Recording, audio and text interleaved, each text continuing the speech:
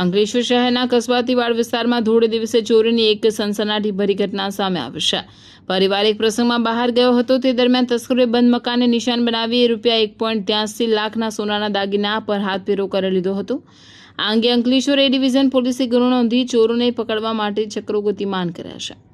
મળતી માહિતી અનુસાર કસ્બાતીવાડમાં રહેતા સાજીયા બીબી શેખ તેમના દીકરી વિકાર સાથે કાગડીવાડ વિસ્તારમાં રહેતા મામાના દીકરીના ઉમરા જવાના પ્રસંગ નિમિત્તે યોજાયેલી દાવતમાં ગયા હતા।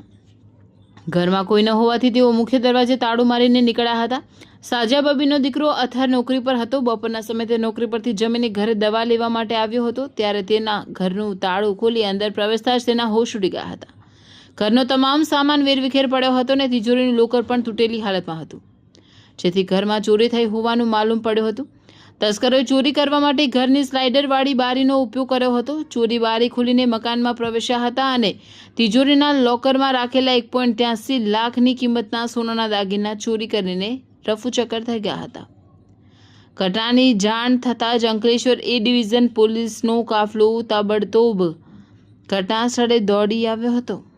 પોલીસે ગુનો નોંધી આસપાસના વિસ્તારોમાં તપાસ શરૂ કરી છે। ચોરીનું સુરાગ મેળવવા માટે પોલીસે ડોગ સ્ક્વોડની મદદ પણ લીધી છે। હાલમાં શહેર પોલીસે ફરાર તસ્કરોને ઝડપી પાડવા માટે અલગ અલગ દિશામાં કવાયત હાથ ધરી છે। मेरा नाम शेख मोहम्मद अतर मोहम्मद साजिद है। मेरी उम्र 19 वर्ष है। मैं कस्बा दीवार दूधियापी दरगाह के सामने रहता हूँ। कल हमारे घर में चोरी हो गई थी। हमको कल दावत में जाना था।